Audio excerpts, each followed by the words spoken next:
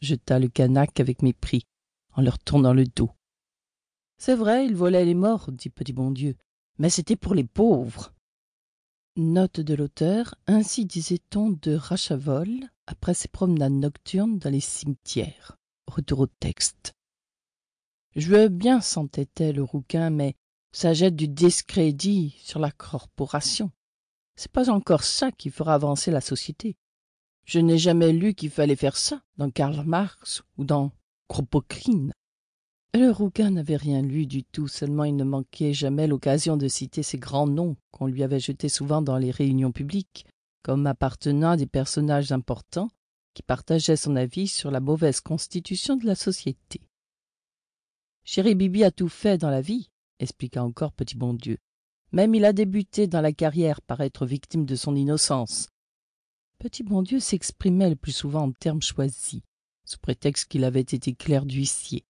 On l'appelait Petit Bondieu parce que rond comme une barrique, tassé, court sur pattes, le cou dans les épaules et toujours les mains croisées sur le ventre, il ressemblait au petit dieu d'Asie qu'on trouve dans la brocante. Il soupira. « Ouais, innocent du moins c'est lui qui le dit, et je cite son exemple dans le livre que j'écris sur la réforme de la magistrature. Ah, les... » Ici Petit Bondieu soupira, en songeant à la perpétuité de la peine à laquelle elle venait de le condamner pour avoir, dans une crise nerveuse, avait affirmé ce lymphatique, donné 18 coups de couteau à une vieille dame un peu avare qui lui avait refusé les clés de son coffre-fort. C'est comme ça maintenant dans la vie de ce monde, gémit le rouquin. Il suffit qu'on n'ait rien fait pour qu'on vous envoie au bagne. J'en ai zigouillé 5. Parole d'honneur. Pas un de plus, pas un de moins. Eh bien, c'est pour le 6e que je n'ai jamais vu que vous avez le plaisir de ma compagnie. Je vous le dis comme je le pense, j'ai jamais commis de meurtre inutile. J'ai toujours eu de la conscience. Je suis un misérable, c'est vrai. Un voleur, c'est vrai. Un assassin, c'est encore vrai. Mais ce n'est pas une raison pour qu'on condamne un innocent. C'est tout ce que la société aura jamais fait pour toi, déclara Petit Bondieu philosophe. Tandis que Chéri Bibi a toujours fait quelque chose pour la société, interrompit Gueule de Bois, qui, d'un œil inquiet, suivait tous les mouvements des gardes-chiourmes. Avez-vous vu comme il a craché sur la bobinasse du commandant? Encore un qui me débecte avec ses airs plaintifs. Vous avez vu comme il disait à Chéri Bibi, vous n'avez besoin de rien, Chéri Bibi? Vous n'êtes pas malade, Chéri Bibi? Et v'lan Chéri Bibi s'y a soufflé du miel sur la musette, et qu'il a bien fait.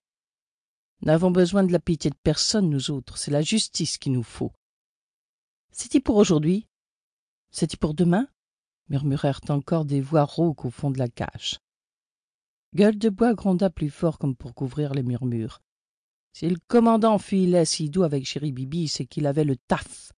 Comme ont eu le taf les jurés qui n'ont pas osé le condamner à mort par peur des représailles. Tout le monde avait le taf de Chéri Bibi. À ces mots, les ombres qui étaient penchées au fond de la cage, sur les sacs et les hamacs roulés à l'ordonnance, se redressèrent et un murmure prudent et rythmé, mais qui allait bientôt s'élargissant, commença dans l'entrepont. Dans le résiné qui trimarde, qui café jacté la bavarde, qui fou taf à tout Paris, c'est Chéri Bibi. La République nous emberluche, du bois de Boulogne à Pantruche, qui fait sauter le fourbi, c'est Chéri Bibi, c'est Chéri Bibi. Ils se turent sous les coups de poing et les coups de Gueule de Bois qui leur jetait de sa voix sourde. 22. V'là les artoupans. Chouïa, chouïa, silence, commanda aussitôt l'Africain célèbre pour avoir versé du plomb fondu dans l'oreille de sa maîtresse. Les surveillants accouraient. Ils étaient furieux. Des clés grincèrent dans les serrures. On apercevait à travers les barreaux, grâce à la lumière diffuse pauvrement versée par les hublots grillés, les gardiens, revolvers au poing, qui entouraient des porteurs de baquets. Fixe!